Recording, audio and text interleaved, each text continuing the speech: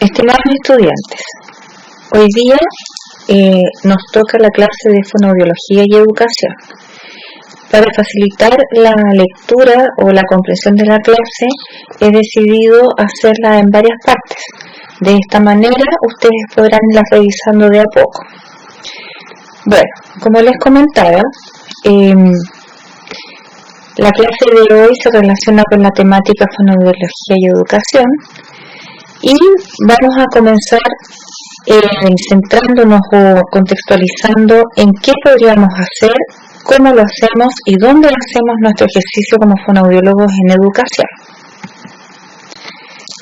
Aquí les muestro una foto de la escuela Vista Verde. Es una escuela en la cual yo tuve la oportunidad de trabajar cercana a 7 años más o menos.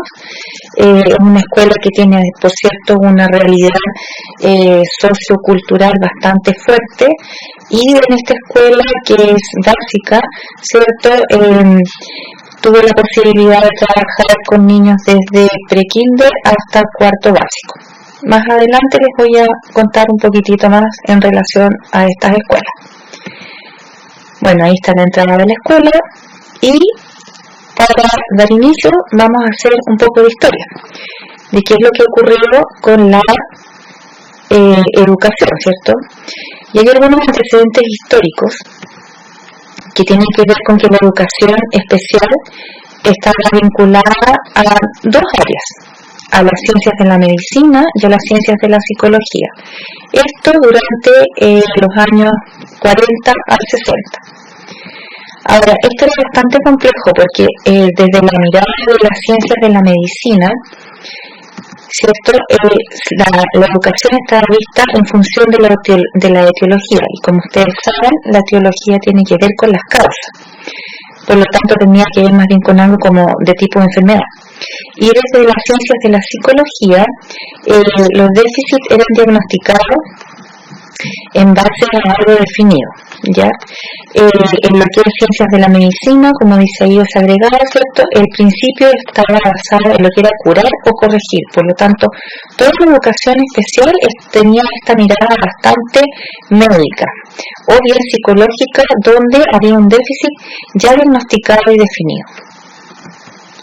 Pues bien, este enfoque es bastante segregador, ya que ustedes verán que la atención educativa de tanto los niños, niñas y jóvenes con discapacidad se veían principalmente fuera de las escuelas regulares, o sea, se veían en centros apartes.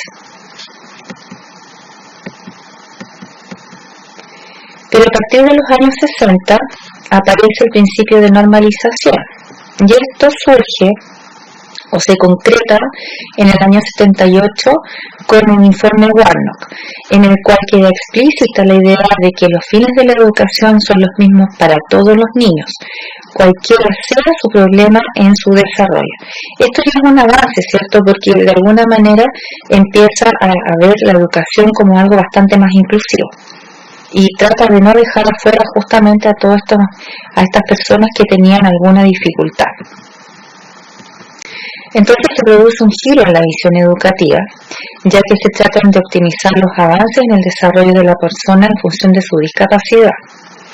Por otro lado, proporciona un conjunto de apoyos y recursos a implementarse en el sistema educativo. Intenta regular para favorecer el máximo del desarrollo global, lo que ciertamente es un gran avance dentro de esta primera mirada, como ya les había comentado, que tenía estas dos vetas, tanto médicas como desde la psicológica. Entonces la concepción se amplía y la educación especial, a diferencia de cómo se planteaba antes, debe ponerse al servicio del alumnado que presenta necesidades educativas especiales. Ahora, bueno, quiero mencionarles que las necesidades educativas especiales pueden ser permanentes o transitorias. Eso es nuestra realidad y lo vamos a conversar en un ratito más, ¿ya? Entonces, esta nueva mirada se centra más bien en el currículum, en la organización escolar, en la información del profesorado, en los modelos de enseñanza y en los medios y recursos educativos, y obviamente en la escuela. ¿ya? Entonces esto es una gran diferencia, porque no pierdan el norte de ustedes, por favor, de lo que se planteaba inicialmente.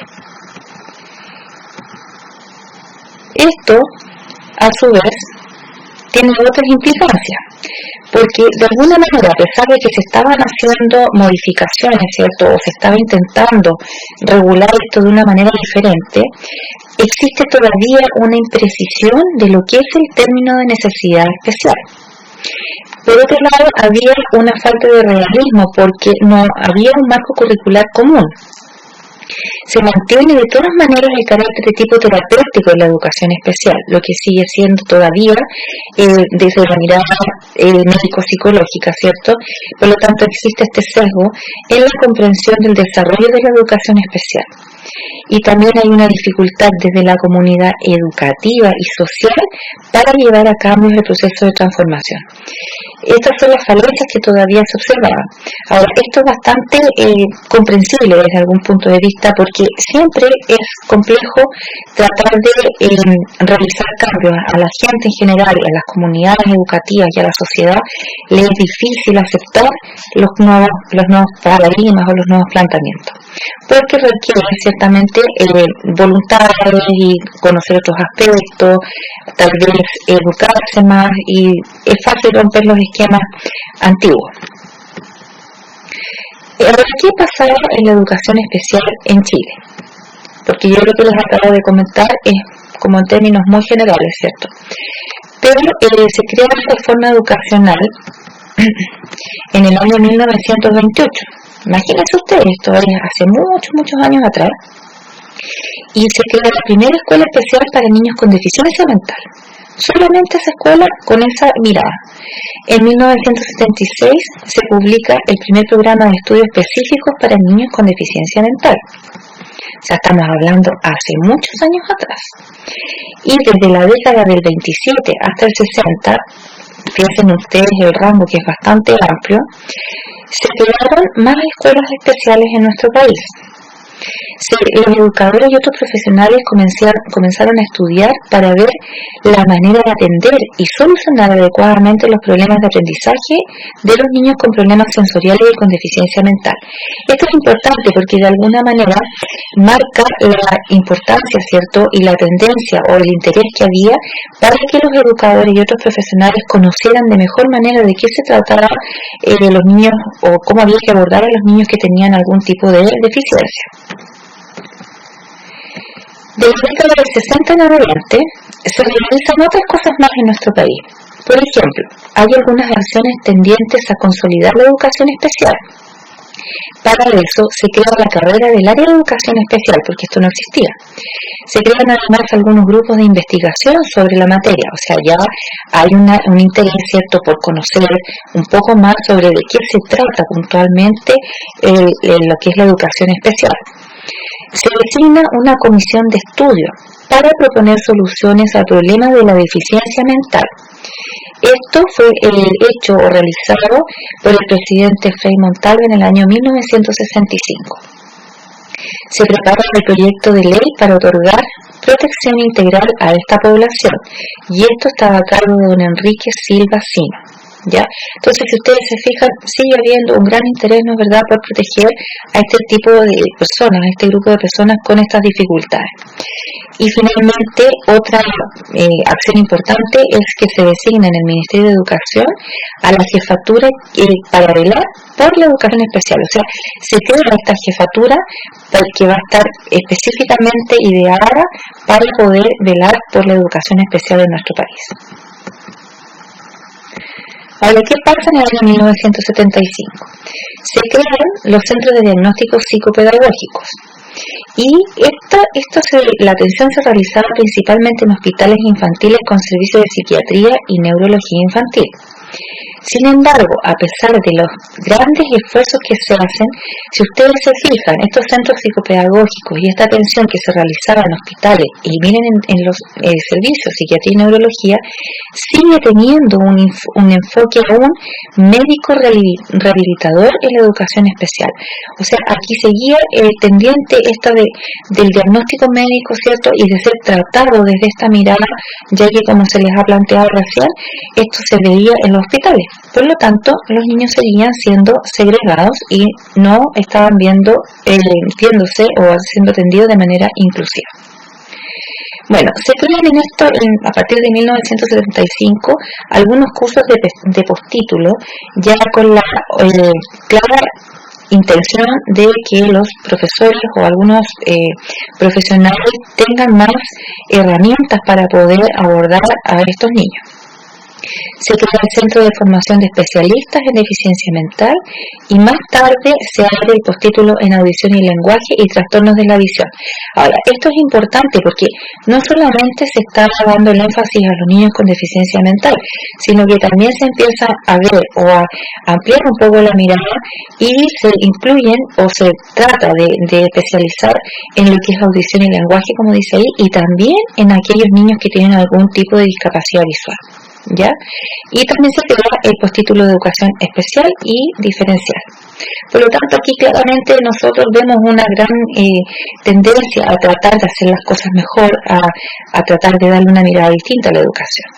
Hay otro hecho importante, que es en el año 1974, el doctor Luis Bravo Valdivieso realiza el documento El fracaso escolar básico y sus consecuencias en la educación de salud y economía. ¿Por qué es tan importante? Porque a partir de este documento se aprueba el decreto exento número 185 y con esto se crearon los siguientes proyectos, lo que es un gran avance también. ¿Cuáles son? Se elaboran planes y programas de estudio. Se crean grupos diferenciales en las escuelas básicas, lo que no es menor porque ya se intenta al menos incorporar a los niños dentro del establecimiento y no ser atendidos fuera, como lo vimos hace un ratito, ¿cierto? En un centro psicopedagógico o bien en un hospital. Se tratan de escuelas especiales con un gabinete técnico. Ya, esto también es importante porque este gabinete técnico tiene el objetivo de velar un poco mejor por el acceso de los niños o por el mejor trabajo con estos niños. Se crean organismos psicopedagógicos, se incentiva la creación de nuevas escuelas especiales privadas, se sigue perfeccionando los profesores y las datas de plazas para profesionales docentes y no docentes, ¿ya?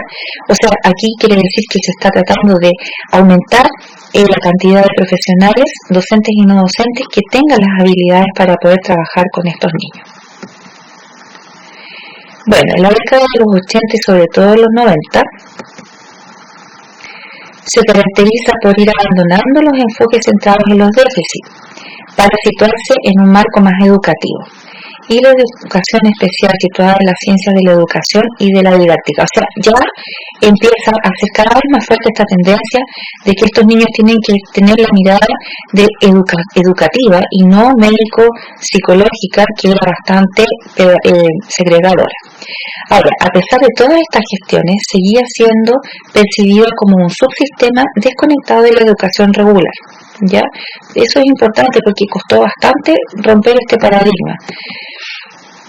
Entonces, durante ya la década de los 80, ya hemos ido avanzando en el tiempo, ¿no es verdad?, comienza un cambio en el enfoque de la educación especial. Y en el año 1990 se crea la Ley Orgánica Constitucional de Enseñanza, la muy conocida LOCE, ¿cierto?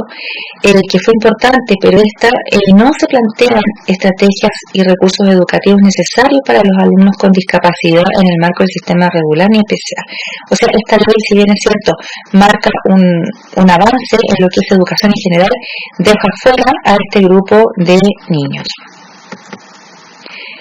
En el 1994 se promulga la ley sobre la plena integración social de las personas con discapacidad. Esto es importante porque ya ustedes acá ven que se ve o se nota el concepto al menos de integración social. Se generan estrategias para el acceso y participación y progreso en el currículum común en el escenario de la enseñanza regular. O sea, ya acá lo que se intenta es que estos niños sean vistos dentro de las escuelas regulares y no en escuelas especiales. En el año 1998 se aprueban los proyectos de integración educativa con el decreto número 1, lo que es muy importante para nosotros. Y entre 1998 y en el año 10 se desarrollan políticas de integración escolar. Ahora, hablamos siempre y de forma bastante liviana de la integración, pero vamos a ver puntualmente de qué se trata el principio de integración.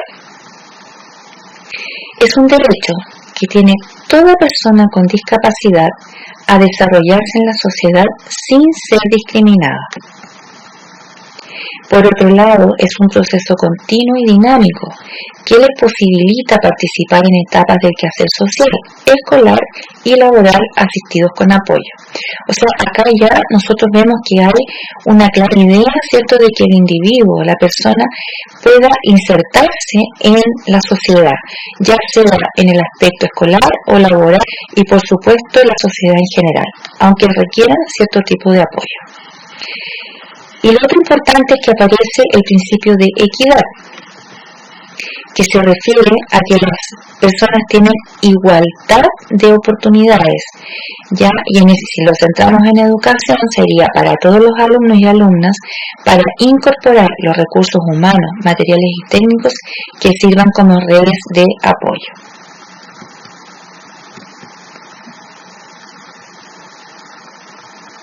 Ahora, los programas de integración, ¿cierto?, representan una gran experiencia cultural y social.